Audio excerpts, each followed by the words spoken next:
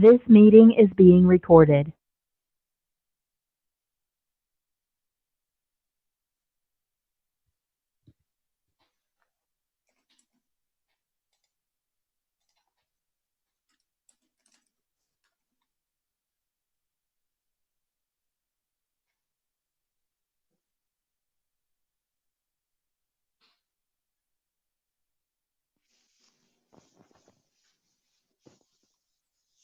Danielle, we ready? So thank you everyone for joining us for the final session of Verbit's virtual summit. We're excited to showcase Verbit's live and rough draft technology, which is tailor-made for digital court reporting. Today, you'll be one of the first to see this tech in action. You can submit any questions if you have live through the Q&A feature here within Zoom. And if time permits, we'll be taking questions and addressing them during the last 10 minutes of the session. In a short while, I'll be introducing you to Anat Carney, our Senior Product Manager, who will walk you through our new solution for digital court reporting. With that said, let's begin the session.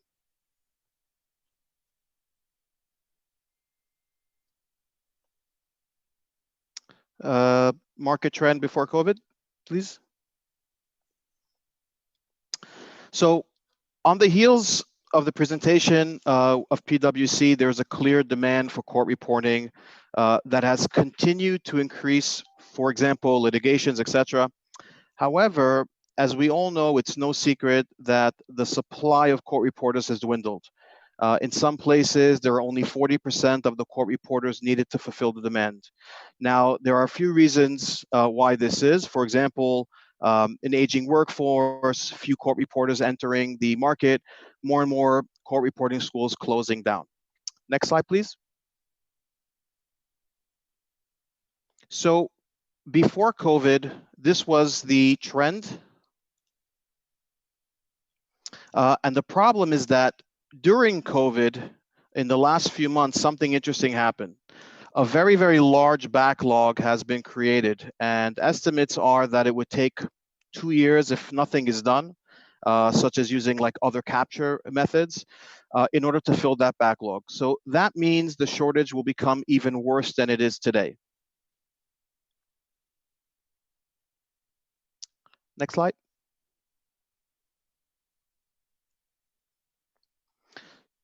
So before COVID, we saw that there was a clear adoption, but now during COVID, there was a clear education in the market, and adoption has clearly accelerated.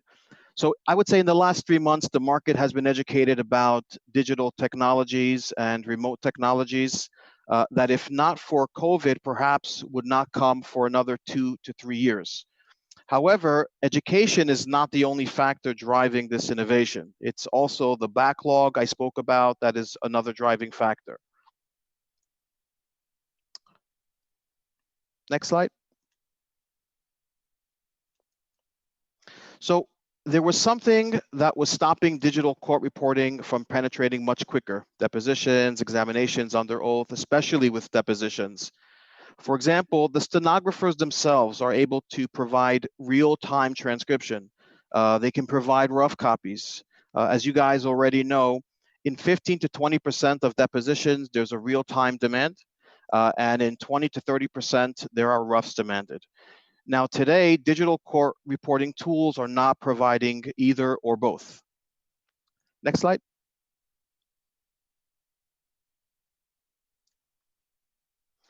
So at the end of the day, if you look at the digital market flow, you first have the capture, okay? You do not have live, and you do not have rough drafts. You then have the proofing, you have the QC, and assembly by the court reporting agency, and then you send it off to your customers. So no real time, no rough draft, and the final digital transcription can be longer than a stenographer's in many cases, because the stenographer can turn around the transcript in 24 hours. Next slide. So what we did is that we developed a solution over the past year that will fill all the gaps of digital court reporting. So to be able to provide real-time output and a rough draft without real-time court reporters. So now I'd like to introduce Anat Carney, our Senior Product Manager. Anat, take it away. Hi, everybody. So I'm super excited to be here. Next slide, please. Okay, so how are we basically going to provide all that? So we're streaming the audio through Zoom, and we provide 3 outputs. The first one is a real-time ASR, very fast, within 2-3 seconds delay, followed by an immediate draft, which is an improved accuracy and some legal annotations that help the users understand where things are in the transcript. And that's going to be provided within 2-3 minutes delay. And the last one is a rough draft, which is provided within 1 hour after the deposition ends. Of course, this will all be sent for a final transcript, proofed one, which you already know. Next slide, please. So diving a little bit into the needs around the immediate and live solution, basically asking attorneys what they're looking for. They're looking to trace and to see exactly where they are during the deposition itself. They want to be able to do readbacks or playbacks of the audio. And they want to perform research during the breaks. This means that they can go over what was just said and build from there for the next section. All these things are supported through our solution. Next slide, please. So what was our goal? We wanted to support remote deposition and provide high quality live transcript that will help our customers know that everything is being captured. It will help attorneys to find whatever they need within the live transcript that was just made, and provide an offline digital copy of the transcript draft as the session ends. Next slide, please. Okay, how is this magic being performed? So we're connecting it to Zoom and streaming the audio into our platform. Our platform provides an ASR output, customized and adaptive, customized to the legal market. And in the back, and this is of course presented to our customers. In the back end, our transcribers are working on that ASR and improving it really fast and providing that immediate draft within 3 minutes of delay. Next slide, please. So I'm sure you're quite anxious to see it in action, and we're almost there. We just need one more slide. Next slide, please. So how are we going to do all this demo? We have here with us a few more people that's going to be helping us. They're going to be reading the script. It's a deposition script that we've created. We have Danielle as the court reporter, Stanley as Michael, Tony is going to be Tanner, and Eyal is going to be John. During the reading, I will share my screen and show you guys what the lawyer will see during the deposition. It's going to present the ASR feed really quick and the fixed transcript within 2-3 minutes delay. Once the reading is done, I'll stop everybody. Then we'll do a short demonstration of the UI capabilities. All the UI capabilities, of course, are available during the deposition. I just don't want to disturb the reading. And we have during that, our transcribers will finish up the 2-3 minutes, last 2-3 minutes, and you'll see the download of the draft. Next slide. Are you ready, guys? Danielle, I need to share. Thank you.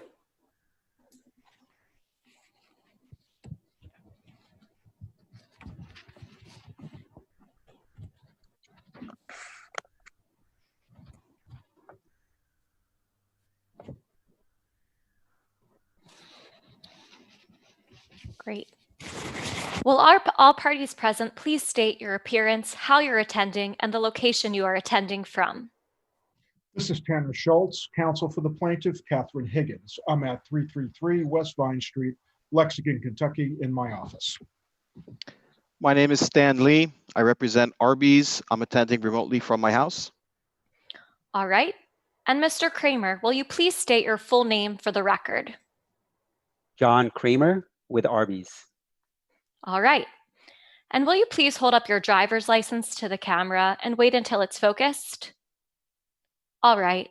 Do all parties present agree that the witness is, in fact, John Kramer? Let's start with you, Mr. Schultz. Yes. And you, Mr. Lee? Yes, agreed. All right. And Mr. Kramer, will you please raise your right hand for me? Do you solemnly swear or affirm that the testimony you're about to give will be the truth, the whole truth, and nothing but the truth? I do. All right. Mr. Kramer, again, my name is Tanner Schultz. I'm here to take your deposition today. Thank you for accommodating under the circumstances. Before we get started, can you hear everything okay? Because there's a little bit of lag in the video. Yeah, I've been able to hear everything. There's been a couple of blips, but if something happens, then I'll tell you what, I didn't catch it or whatever, and we can go back. Okay, but in terms of the audio, everything is coming through and you can hear clearly and fluidly. Yes, most of the time. Okay, if there's something, just flag me or whatever, so I can slow down or rephrase whatever you need. Okay.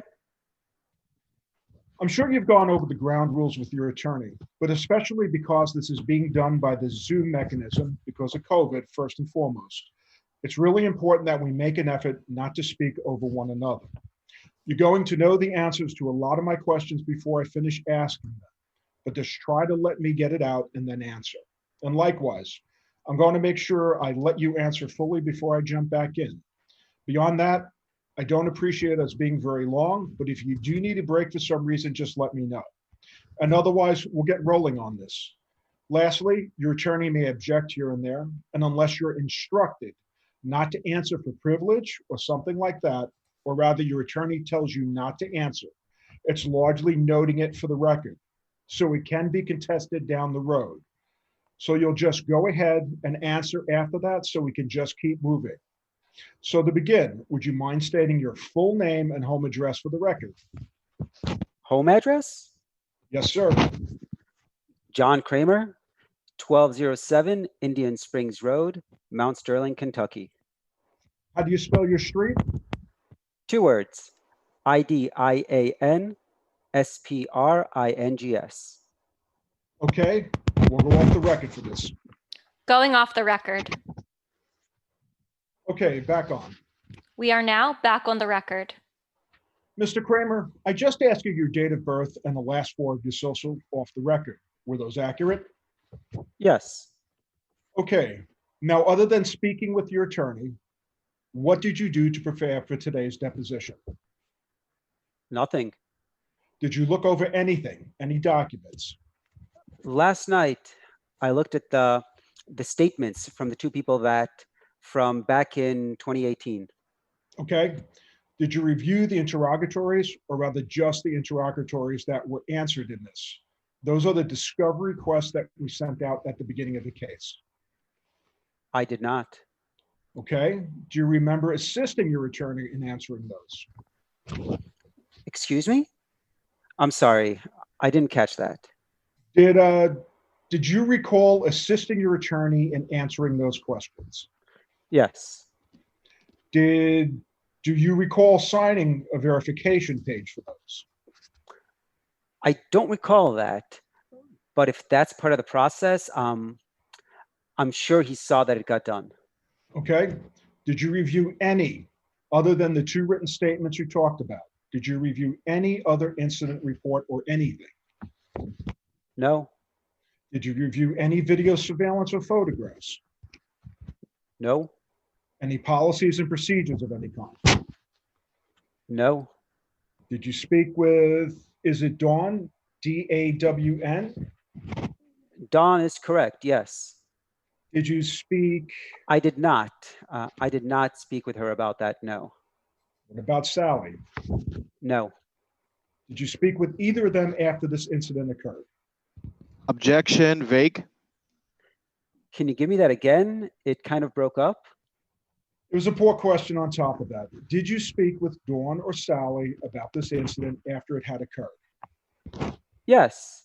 I asked them to prepare a statement based on what they knew of that day. So those two statements, which were prepared severe or a few days after this incident occurred, those were prepared at your request. Is that right? Correct. I'd like to enter those in cumulatively as Exhibit 1, please. No objection. Let's talk about Arby's and the company. What is the name of your company? For the Versailles location, I guess the legal name is Bluegrass Food Corp Partnership. What's the address of that Arby's? 225 Arlington Road, Versailles, Kentucky. And when did it open? We purchased that restaurant already in existence. Okay, we can stop. Okay, guys, while the transcribers are finishing up all the rest of the transcription, let me quickly go through the UI and a little bit explain to you what's going on here. So here you see the duration of the session, how long it's been going on, and in strong indication that it's being transcribed as we speak. Right here on the bottom, you see the ASR section, which is revealed and automatically being pulled into that section, the fixed section up here. Here you have a timeline. This represents the duration of the transcript. It's color coded, so each speaker has its own color, so it's easy to navigate. On that timeline, you also see an examination and off the record, and we'll have an exhibit here for in just a few minutes, as soon as they finish up. Here you see an indication where the human transcribers are and where the ASR just finished. You can use this to navigate through. So if I want to go jump to the direct examination, I can use that. And I can play the audio from any place in the transcript. All right. Mr. Kramer, again, my name is Tanner Schultz. I'm here to take your... Okay, so I hope you can hear my audio. You're also able to search. So it doesn't matter what you're looking for. Let's search for the word or. And then you have all the search results here presented, and you can jump to that specific location. Let's say that you're reading what was said and you kind of think you want to go back there later on. You can add a comment and save it. This new comment is also added on the timeline. And you can also see it in the navigation here on the right side.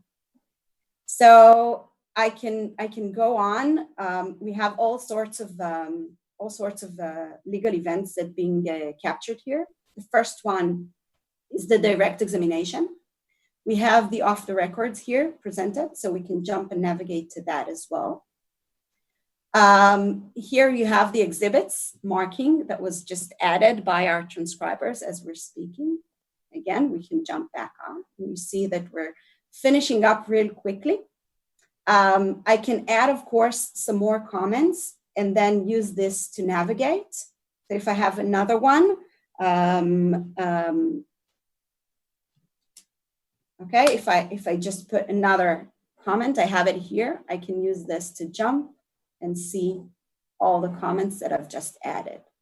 So while they're finishing up the transcription, in just about a moment, you're going to see that there's an option to download the transcript here. You'll see that the watch is stopped. And basically, we can download the offline interactive player that allows us to see the transcript. So again, we have here the search capabilities, the ability to play the audio, the navigation through the timeline with the color coding. We have here Oh, here we have the download just added, but we have here the clear marking of QA and colloquies, the direct examination, the exhibits, the off the record, and we can download the interactive player. This would be available, like, as I said, 2-3 minutes after the session end. So we need to download it and then unzip it, and you can play it offline, okay? So I think we can move back to the presentation. Just one second.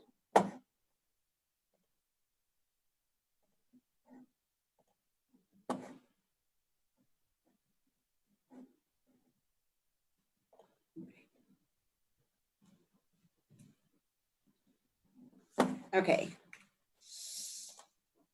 So this will be available in limited access in August 2020 and will be available to the public at October 2020. You can contact our marketing team, of course, for more information. And I think it's a good time to go to questions. Michael, any questions? Yeah, so if you have any questions, please go ahead and ask them in the Q&A section. So there is a question over here. Whose interface is this? Who sees this screen? Attorney, agency, who? Anat, can you answer that? Yes, of course. So basically, this screen is dedicated to the lawyer that's attending in the deposition itself. So basically, we know that many lawyers have, if they're not questioning the witness, they're looking at this screen when they're using a stenographer. So we offer that same capability. We have another view for the digital court reporter, which is not presented here in this demo right now, but will also be available. That's assisting all this, basically facilitating all this situation. I hope thanks. that covers. So there's another question, Anat. Can you do a playback from the ASR before the transcriptionist goes through it?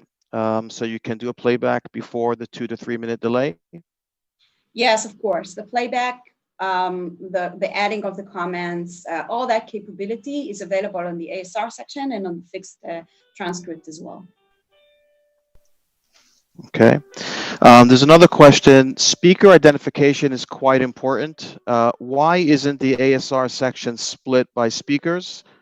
Are there any plans on improving that in the near future? Mm-hmm.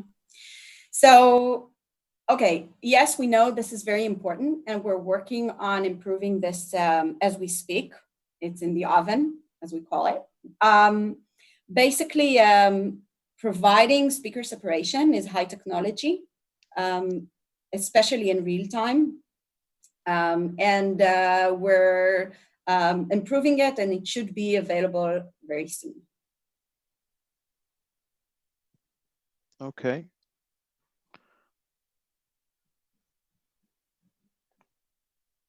So it's another question of whose interface is it? Who sees the screen? Is it the attorney, the agency? Who?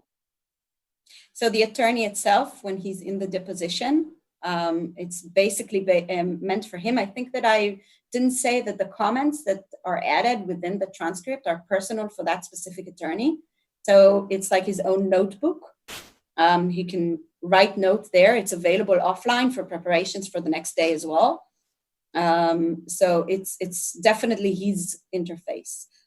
It's also available. You can share it with the agency as well. But each user has their own comments, and they're not shared between different users. Okay. So there's another question. How are you securing the information? We are HIPAA compliance, so it's I think it's a normal way for us at Verbit. I hope that answers the question. Okay. So yeah, I appreciate the questions. Anat, thank you very much for the wonderful presentation. Really appreciate it. Tony, I'm going to send it over to you.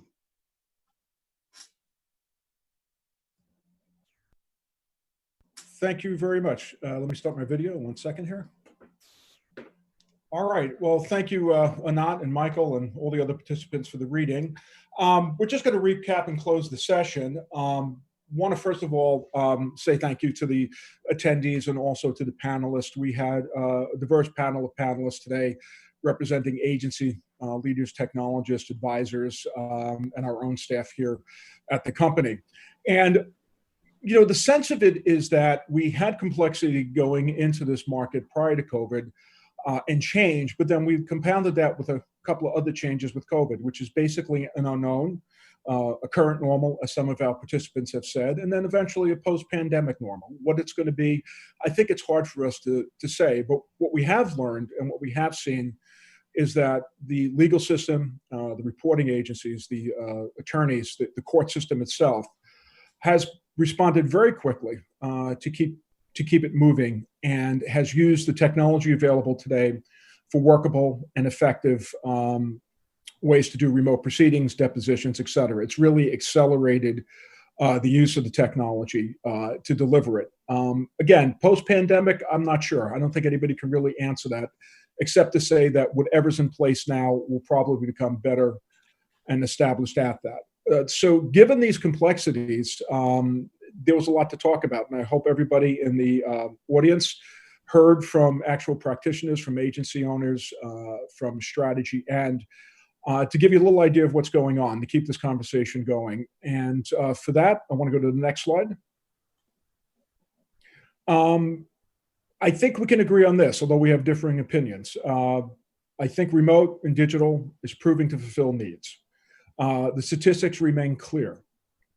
There is an ongoing shortage, and there will be further attrition. That's just a fact, and I think Strategy N demonstrated that in their numbers. We're looking at digital reporting increasing in the next 3 years, and the technology is already here today. We're not dealing with anything new, and we're not dealing with technology that isn't widely available in other industries. It's just a matter of how it's applied to legal.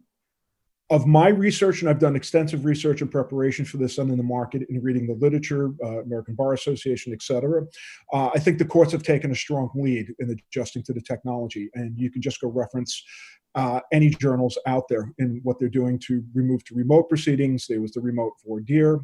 Where criminal trials are going to go in certain states, we don't know yet. That's a very different topic than dealing with civil proceedings and even depositions.